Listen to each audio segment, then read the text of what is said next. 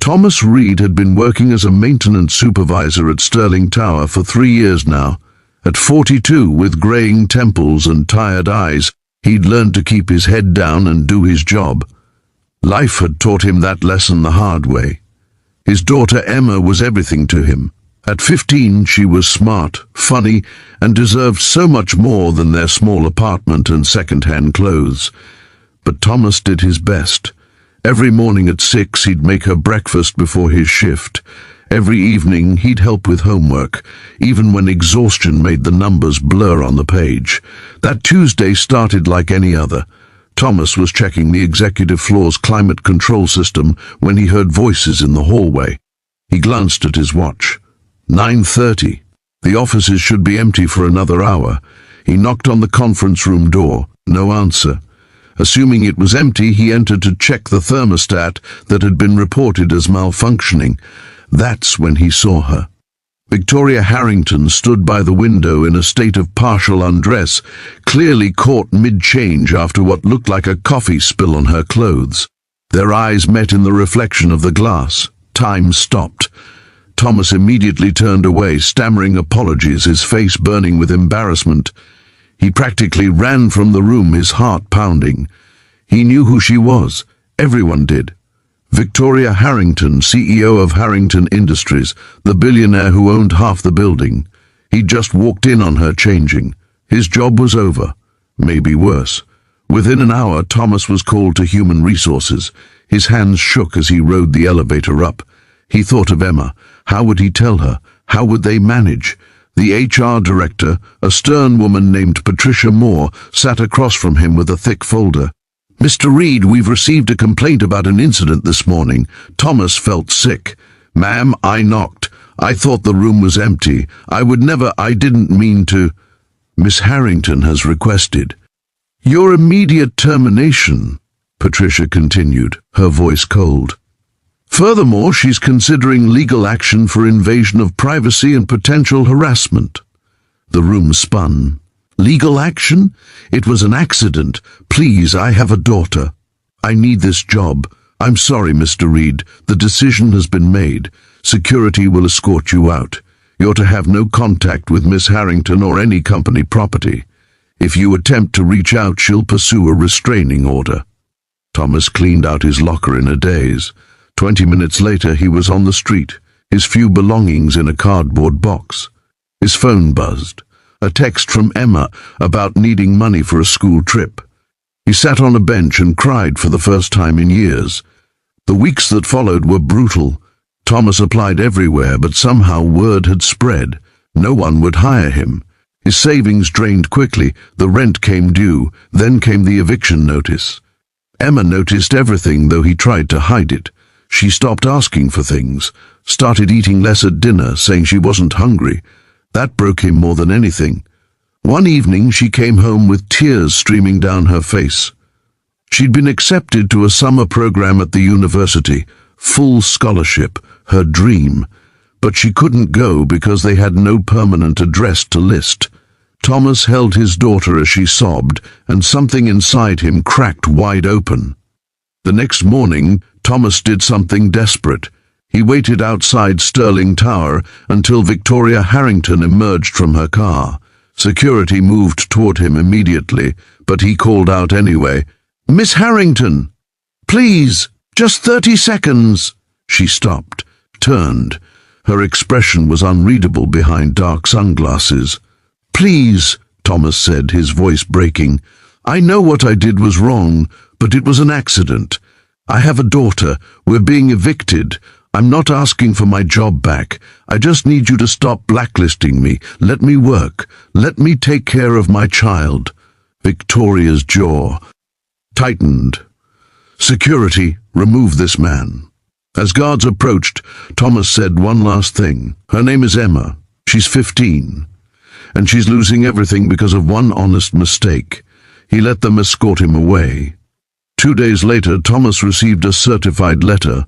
Inside was a court summons. Victoria Harrington was suing him for emotional distress and reputational damage. He couldn't afford a lawyer. He could barely afford food. The preliminary hearing was scheduled for a Friday. Thomas wore his only suit. shiny at the elbows and loose from weight he'd lost. Victoria arrived with 3 attorneys in expensive suits. But something strange happened. Victoria kept glancing at him during the proceedings. She seemed distracted, uncomfortable. When the judge asked if she wanted to proceed, she hesitated. "Your Honor, I'd like to request a recess. I need to speak with Mr. Reed privately." In a small conference room, they sat across from each other, really looked at each other for the first time. "Why didn't you sell your story to the press?" Victoria asked quietly. "You could have made money. People would have paid for that information." Thomas looked confused. "Why would I do that?" "Because you're desperate. Because I've ruined your life. Most people would want revenge." "I don't want revenge, Miss Harrington. I just want to take care of my daughter. That's all I've ever wanted." Victoria was quiet for a long moment. "Tell me about Emma." So he did. He talked about how smart she was, how kind, how she wanted to be an engineer, how she'd started volunteering at the animal shelter when she was 12 because she said everything deserves love and care, how she'd given up everything without complaint when things got hard, never blaming him. Victoria listened, really listened. When he finished, there were tears in her eyes. "Mr. Reed, I need to tell you something. That morning, I'd just come from a hospital appointment. I'd received some difficult news about my health. I wasn't thinking clearly. When you walked in, I panicked. And then I made it worse because that's what I do. I protect myself by attacking first." She took a deep breath. "My father raised me to never show weakness, to never let anyone see you vulnerable. For 20 years I've built walls so high that I forgot what it was like to be human, to make mistakes, to need grace." Thomas didn't know what to say. Victoria continued, "You have a daughter who knows she's loved, who has a father willing to beg for her future. I have a penthouse apartment, 7 cars, and no one who would do what you just did for me. Who won the lottery, Mr. Reed?" She stood. "I'm dropping the lawsuit. More than that, I'm making this right." Thomas felt hope flicker. For the first time in weeks, Victoria made good on her word. She didn't just give Thomas his job back, she promoted him to facilities director with a substantial salary. She established a college fund for Emma, and she did something else, something unexpected. She started showing up in the maintenance office, asking Thomas about his day, about Emma. At first it was awkward, but slowly, carefully, they built something like friendship. Victoria met Emma at a company family day. The teenager was wary at first, but Victoria was genuine, asking about her interests, her dreams. When Emma mentioned the summer program, Victoria made a phone call right there. Problem solved. Months passed. Thomas noticed changes in Victoria. She smiled more, attended fewer galas, spent more time with actual people. She started a foundation helping single parents with job training and childcare. One evening, she invited Thomas and Emma to dinner at a normal restaurant, not some fancy place. They talked and laughed like regular people. Emma told embarrassing stories about Thomas. Victoria shared tales of her own strict upbringing. For a few hours, there were no billionaires or maintenance workers, just 3 people enjoying each other's company. As they walked to the parking lot, Emma ran ahead to look at a puppy someone was walking. Victoria turned to Thomas. "Thank you," she said softly. "For what?" "For reminding me that the worst moments can become doorways. For showing me that strength isn't about walls.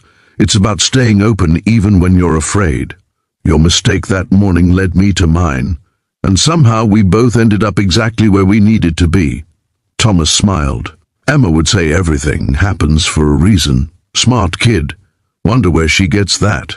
They stood there as the sun set over the city, 2 people who'd been broken and found a way to help each other heal. Not a fairy tale, not a romance, just human kindness, second chances, and the courage to start again. Emma came running back, talking excitedly about the puppy. Victoria and Thomas exchanged a look that said everything and nothing. Tomorrow would bring its own challenges. But tonight they had this: connection, hope, the knowledge that mistakes don't have to be endings.